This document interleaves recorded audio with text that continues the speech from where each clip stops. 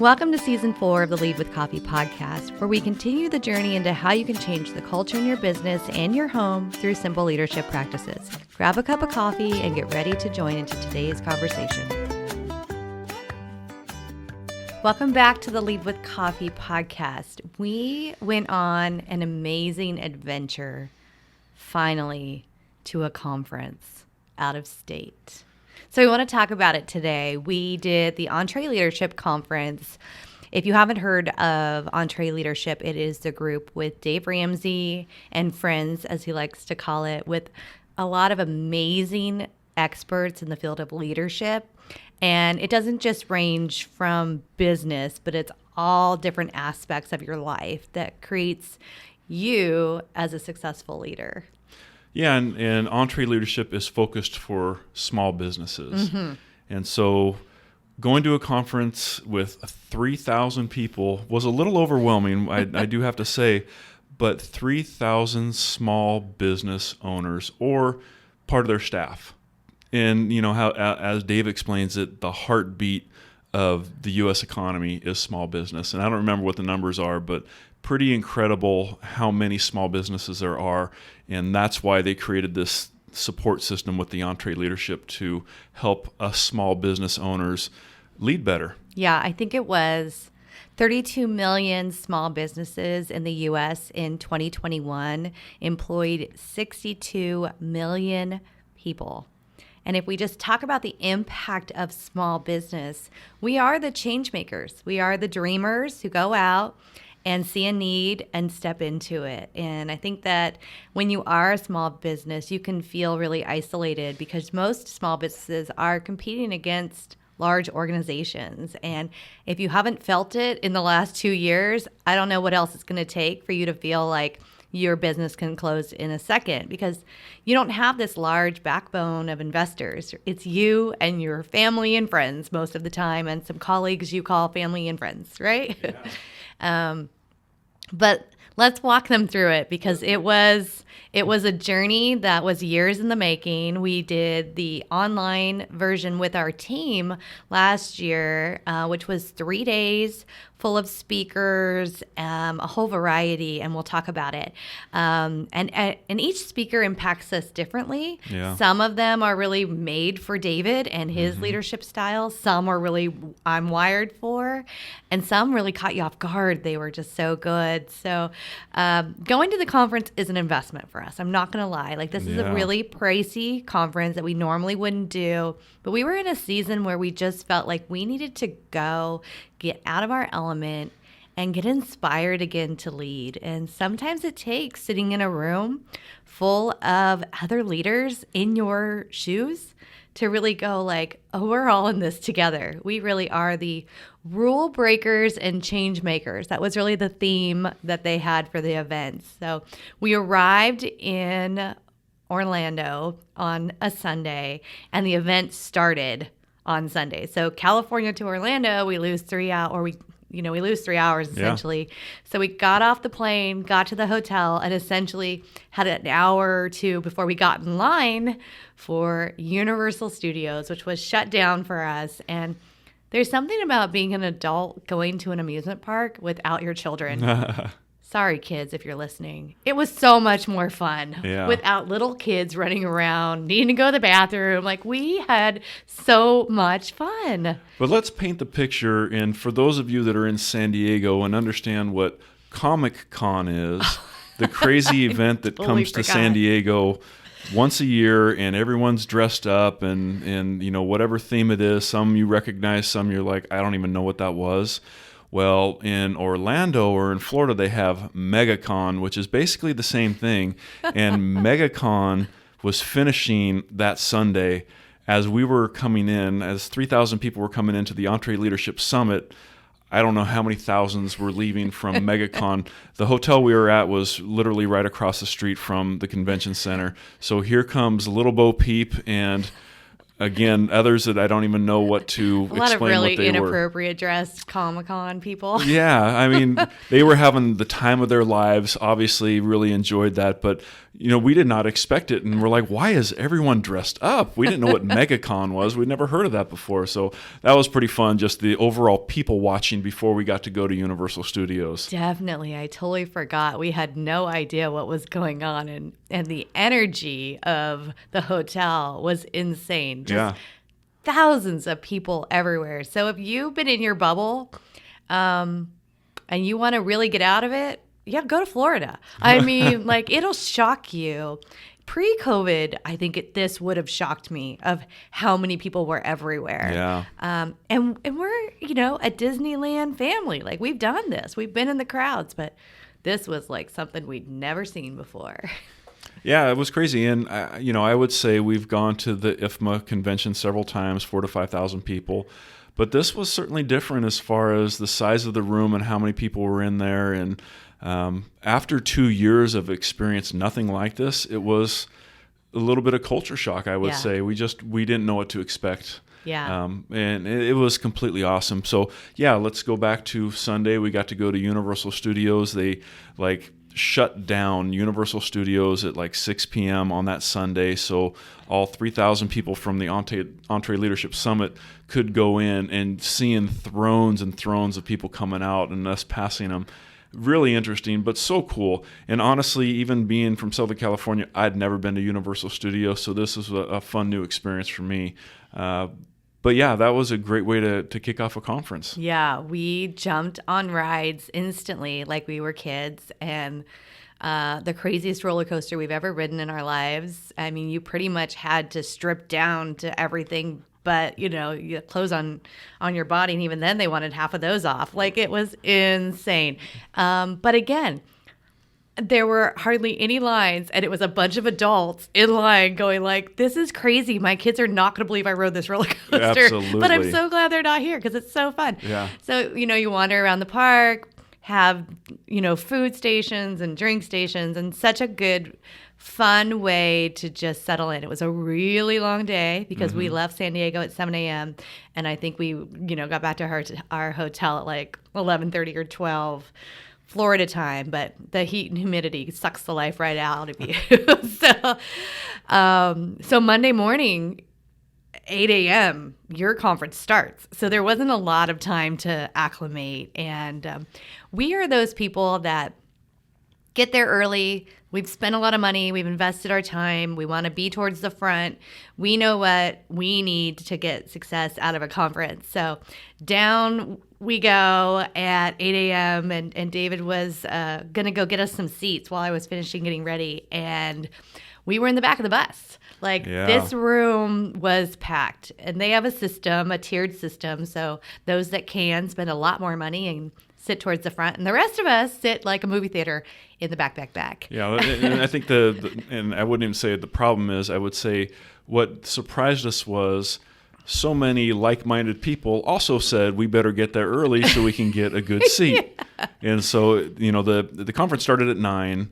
The doors opened at 8, but there was people lined up since 7. Yeah. And, for the East Coasters, that's really easy. But for us, that was 4 a.m. I'm awake that early, but typically not ready to go into a teaching environment. For coffee. Yeah, our brains were coffee. not quite ready. But, man, as soon as they kicked it off, you were ready to go. Oh, yeah. And so Dave Ramsey kicked it off. And if you haven't listened to Dave, he's, pretty outspoken in his values and beliefs. And we don't agree with everything he says, but for the most part, his story is a great story of a lot of no's along the way to building his business, a lot of failures along the way in bankruptcy and all these things that happened in life, but he didn't let the no's define him, and he didn't let what everyone else's rules get in his way either. Yeah. And so that's why the theme of the conference was rule breakers, because it really was that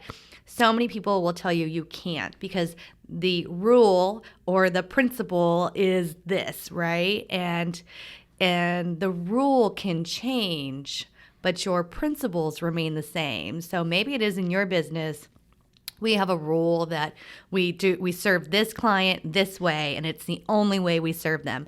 But we serve them with a principle based on integrity and excellence. But we may find that client's needs will change, and we have to change our rule, essentially, but our principle won't change. So he really had a great talk, and we'll dive into it more on another podcast as we break down each of the speakers. But it really was like of the element of don't get stuck in your own way. It's the pivot. It's all those things, right? Like don't let someone tell you no. Yeah, and the adage that we've all heard, and we've said it before on the podcast, is we've always done it this way. Yeah. And it's always worked. Well, I think one thing that we've learned through COVID is it doesn't matter how you always did it. If you still do it that way, you could become irrelevant. And just talking about like, it's okay as a business owner to change your mind. Mm-hmm. You might have, I'm not saying a value, you might have done something a particular way for so long for whatever reason it may be, and being stuck in your own mind to not be able to change that. Mm-hmm. As Craig Rochelle would say, you're the ceiling of your organization, because you're not willing to pivot or change or understand the times that are going on in front of you, knowing that if we keep doing it this way, we will become irrelevant. And so Dave really spoke into that. He's like, keep your principles the same. The integrity, whatever your principles are, whatever your core values are, those should always change regardless of what the business is. But you can pivot, you can change the rules of how you are going to run your business, the clients are going to serve, the way that you serve your client, thinking outside of the box. And what came to my mind was one of the things that Jocko Willink said, who closed the conference, and said, you have to step back. You have to look up and out instead of down and in. And, stepping back and disengaging from what's exactly in front of you to kind of look at the bigger picture to see what changes you could make. And that was kind of the theme going throughout. It's like, and every single one of these speakers had a different variation on some sort of leadership or relationships, and just so absolutely incredible. And as Sarah mentioned, we are in our future podcast going to break down some of these, and we'll talk about who some of those speakers are that you can look directly at. Some of them have their own podcast, and if you do a search on them, some of them are on a lot of different people's podcasts, which are great leadership podcasts. And that's kind of what we want to do in this podcast. We want to share that information. We are not the smartest. We don't have all the answers, but we listen to some really high quality people that just have spoken into our lives over this last 10 years to help us become better leaders. And we want to share that with you.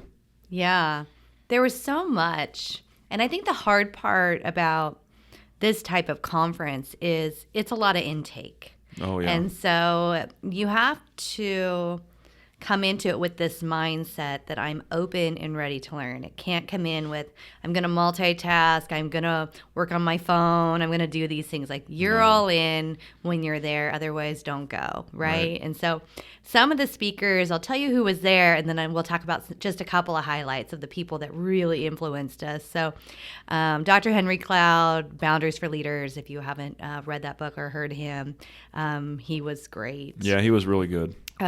Ken Coleman came on. Jamie Kern-Lima, which I want to talk about in a minute, was so impactful. And Patrick Lencioni, Nick Saban. I'm not the football one. We'll let David talk about him.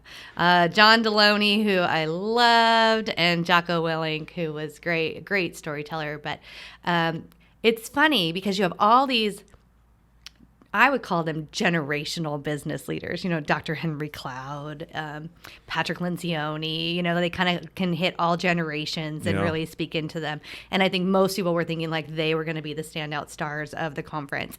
And in comes Jamie Kern-Lima. And we met her at Dream Big in San Diego years ago. We had no idea who she was. This girl shows up in these like rhinestone sneakers and a denim jacket. And she just looks like one of us. Yeah. Coming into this conference, and turns out that she is the billion-dollar owner of It Cosmetics, and probably in her 30s, early 40s, and this dynamic story of starting out in news broadcasting and having rosacea on her face, and so having to find topicals that would cover that, and just the reality of what it was like for her to realize that there was nothing really serving her well as far as makeup went for on camera.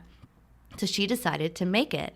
And her husband invested all of their money and time and had this great product. But she'll go on to tell the story that it took like 10 years of no's for every reason imaginable other than your product was not good. And most of those no's came from high-level people in QVC and all these different places that sold makeup. And the no's were because of her appearance and her weight, not because of what she had to offer as far as the makeup. And so her story went on to talk about how God puts something in you that you know that you're supposed to step into, and how to trust the knowing of God versus the know of man. And she told this story, I'm not even doing it justice, but she told it in a way that every single person in the room gave her a standing applause at the end of the talk, because it was so relatable of trying and failing, but knowing that you were called to this and that failure wasn't an option. You had invested everything to get there. And the day QVC called and told her, you have 12 minutes to make it or break it. Good luck. I think everyone expected her to fail. And $1 billion later, she's still thriving. Yeah, and to go, so my feeling with Jamie Kern-Lima was that everyone else's story was talking about leadership, how to be a better leader, things to do to be a better leader, where she was telling her story, her own story. So everyone was so relatable about hearing so many no's and so many failures. And to go back to when we met her at Dream Big, this was February 2020, before, life shut down. And she had just sold, her interest in L'Oreal after being the CEO from L'Oreal to L'Oreal for $2 billion. She was like, this was like 4 or 5 months after that happened. And again, we had no idea who this lady was. And she came up and kind of told her story a little bit. Yeah. Come to find out she's a partner with Bob Goff and Miles Adcock with the Oaks here in San Diego, which we've been to. So to go back 2 years later and hear her full story again, and granted, we've listened to her book on Audible and heard her on plenty of podcasts, but there was just something about being in a room with 3,000 people hearing this story and being so impacted by it. It was an absolutely incredible experience. Yeah. If you get a chance, Google her, grab the book off Amazon. I don't remember the title of it, but you can pull it up on your Audible for Jamie Kern-Lima. It's such a good Audible book, and the way she narrates and tells the story, it's engaging. And I think that's really when you're at a conference, you need someone that can connect with you emotionally if you want to get something out of it. There were a couple of speakers there that had amazing facts and stats and all the things that you would want to build your business, but it's overwhelming when they're blasting you with them without taking a breath for an hour and a half. That might have happened. And there was one that we had to just get up and walk out of the room, which we never do because it's overwhelming. But Jamie knew how to engage and connect with the audience to the point that she came off the stage, walked towards the back, because that's where she grew up, right? That's where she sat. That's where her people That's are. where her people are, because she still feels like she's in the back of the room waiting to be the person that can be in the front of the room, that like she deserves to be there. And she's like, it's a rule breaker thing anyway, so I'm doing it. Right. But it was so, and that's the type of leader that I think so many of us gravitate towards and who we want to be. Yeah. We don't want to be the person sitting in the front saying, we made it, we got the most money, the most success, the most everything, you people in the back of the room. Like, she's up there worth more than, most of us in the room combined. Right. And wanting to come hang out in the back, right? I think that just showed her character. Who else did you resonate with? Well, I think Ken Coleman was also really good, just talking about rules of engagement. And his focus was the primary human needs at work, and really talked about relationships and why it matters as a leader to connect with your staff and learn more about not only your staff, but their families and time spent together and all those things that are so important. And Dave Ramsey even talked a little bit about that we're focused on more of convenience than connections with other humans. And, one of the points of the conference was that that's going to change over this next 10 years, that it's going to go back to connections. And, we're so focused on this little electronic device to get connected with everybody, but we're not really connected with anybody going through electronic device, and how human interaction is going to take back over in the next 10 years or so. I think that was his time frame. I might be off a little bit on that. Yeah. We approached the topic briefly on one of the previous podcasts, where we talked about that your team needs to understand their purpose and how they are changing the lives of others in the work that they do. And if their purpose is not tied to that, then they lose interest in your company. So it was very much of connecting the dots about, why does the work that we do matter? Yeah. And so it's a good reminder when you're a leader that if you're not able to connect the dots for your team, that's when you start getting people that leave your organization, because they don't know why they're there and they don't feel like they're making a difference in the lives of others. Right. And so when we were talking about Ken's talk with our team, we brought up that the work that we do in construction can kind of feel like you're just a piece of the puzzle. But at the end of the day, we're putting furniture in a stadium that's going to be used by 30,000 people every time they walk in, and we're changing the life of our community by the product we're selecting, or we're building infrastructure for wildfire safety out in our own community to support a utility company here that's now invested in wildfire safety. And so we're a part of that. And it can be a construction project, or it can be an impactful thing to a community. It's all in your narrative, right? Yeah, and right. So that's how we explain it to our staff. It's like, it's not just another construction project. We are changing people's lives. And, the community colleges that we've been working in for the last 20 years, think of how many students have been through those doors of the buildings that we've been involved in, and their lives have been changed because of it. They'll never know us, and that doesn't matter. But knowing that we have, from the work that we have done, impacted tens of thousands of people's lives is really the focus on who we want to be known as a company. Yeah. And not everybody is going to have work that feels like it's a legacy. Yeah. But that's your job as a leader, to show them the value that they're adding to the organization. And even if they're creating a widget, what's that widget going to that's changing someone's life for the better? It's a product, it's a design, it's a service. All of these things are there to make life better. Yeah. And so you have to get that into your conversation with your team. And so that was a really great one. The other one that just...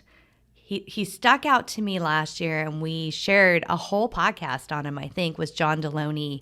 And last year, he is I think he's a double PhD. He's like the brightest guy, but yet he seems like he just got off his skateboard and came in to give a talk. Like right. there's just no low-key relatable. Yeah, low-key relatable. And last year he talked about the weight of the world that you carry in your backpack, and how you need to put those bricks down. If you think about trauma and all these things that happen to you, they're a brick in your backpack, and you carry it around with you as your identity. And what happens if you take that backpack off and lay those bricks down so you can move forward with your purpose in life? And so this time I was so excited to listen to him. And the hard part is the night before was the school shooting in Texas, and I don't know anyone in the room that was not impacted by that one way or another. And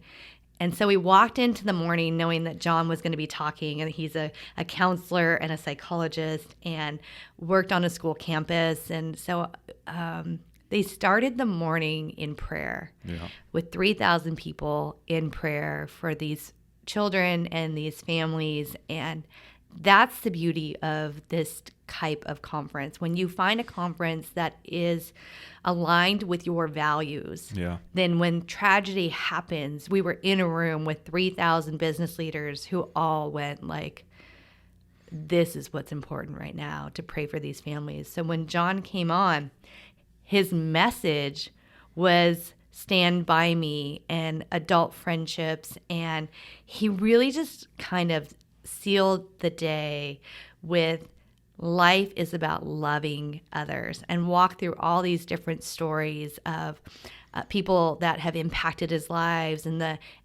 the walk that they've taken together through good times and bad times. But having people in your life is so valuable. And as adults, we don't put effort into friendship anymore, right? Yeah. You had your 4 or 5 friends in high school. That was your crew. Those were your people. And as you've moved on in life, the pool has gotten smaller and smaller and smaller because you're busy and you don't want to invest time. And his point was human connection again. Yeah. Make the time, get out, have connection, real authentic connection with people, so that in their worst time, you're the person that they want to call, or in their best time, you're the person they want to call. Yeah, and one of the things that really hit everybody, because the percentage was so ridiculously low, was how many do you have a friend that you can call at midnight in an emergency? Right. And so many people that he had asked that question said, no, I don't have that person. And I think so many people can relate to that. And, you know, he talked about it. He's such an incredible storyteller. And he talked about his rat pack of friends growing up as teenagers, and how we all have just that group that we're connected with, either by neighbors or school or sports or whatever. And, you know, thick as thieves, always together, always got each other's back. And that as adults, we just don't have, we might still know those people, but we just don't have that same type of friendship and how to get that back. So it was really good. I just, again, he is such a good storyteller. Right. Between Jamie and him, real stories was the difference for me. There was a lot of other good speaking, a lot of great notes we took, but those two were the most impactful. And it was interesting. I talked to my contact for Entreleadership, who did a follow-up with us after the conference to see how it went. And I told him those two things. And he said that was really the feedback that they were getting, that those were the two most impactful. And Jamie had never spoken there before, so a lot of people didn't even know who she was. Mm-hmm. Whereas John, you know, he works for Ramsey Solutions, so people are more familiar with him. But just really cool that those two had such huge impacts, and they were kind of, you know, below the radar. Yeah, I think that is a testament to where we are right now as leaders. If you're talking about 3,000 high-level business owners in a room, you don't come to this conference because it's a $200 conference. You're coming here to invest your time and money. And yet most of the people in the room gravitated to the speakers who connected with them on an emotional level on life. Absolutely. And they got great resources from the others. But I think after the past 2 years, we don't want stats and facts. Right. We don't want to know what type of leader I am, and go read your book and take your test and put me in a category in a little box and call me this. I know some of you all love your Enneagrams and all those things. People weren't gravitating to that on this one. They would talk about it, but what people gravitated to was human connection, inspiration, and the need to be seen. And I think that's what a lot of people, after 2 years of isolation, I think that's where people were resonating of like, yeah, I really need to get back out. I need to make time to go have lunch with my friend and do that, because you're going to feel so much better. And at the end of the day, why does it relate to leadership? Well, it's everything about leadership, because if you don't have joy, and if you don't have love, and you don't have peace in your soul, how are you going to go lead others? Yeah. Right? And just the suicide rate of leaders. He was talking about all these different things, and it's a very isolating job to be a leader. You don't always have great friends at the office. They're your employees. Yeah. And so you have to have human connection. And so then, you know, there were lighter ones. I mean, when Nick Saban came on, I mean, the fan club of Alabama fans in there. We just don't have football fans like this in San Diego. Yeah. You were either a Charger fan and you hated them when they left, or you were a Raiders fan and you hate everybody. But like, football in other states is no joke. Yeah. And then the other person that was there was Jay Leno. He was there the first night, and he was pretty funny. I mean, a little inappropriate. But darn funny. And he had some great stories too. Ken Coleman interviewed him and just talked about his life and love of cars and all these things, and how he started with the Tonight Show and the relationships he had with the actors and, with Johnny Carson and, just all these people. And so it was cool to hear that side of things, and not just, him standing up doing his jokes, which he did about 10 minutes of that. Then he sat down for real conversation. So that was a lot of fun to just hear the backstory of someone that has been in the limelight for so many years, and just, he's an easy guy who likes to be in his garage turning a wrench. Yeah. He still loves that down-to-earth part of life, and I think that's relatable and incredible to hear. Yeah. And Jocko, you love Jocko. You listen to his podcast. If you guys haven't listened to Jocko before, ex-Navy SEAL, great stories about what it is to lead through the most stressful of times, make decisions. You like to tell the story that he told on the boat. I think that's a good one, about stepping back. Yeah. So when he became a SEAL, this was his first real exercise mission, and they were going to an oil platform, and they were off the coast of Southern California, because there's a lot of them off there, to train for what it would be like to have to take over an oil platform in the Middle East. And so there was 16 of them in the platoon, and they were all, you have to, and I think we've all seen what these oil platforms look like. There's pipes and wires and all kinds of stuff going around, and you have to clear one deck at a time. And so they all followed each other up the stairs and created a circle, facing outward, with everyone looking down the barrel of their rifles.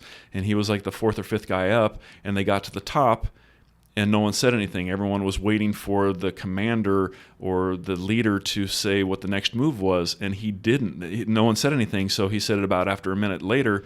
He took a step back, put down his gun, and looked around and made a call. He said, everyone, or, hold left, break right.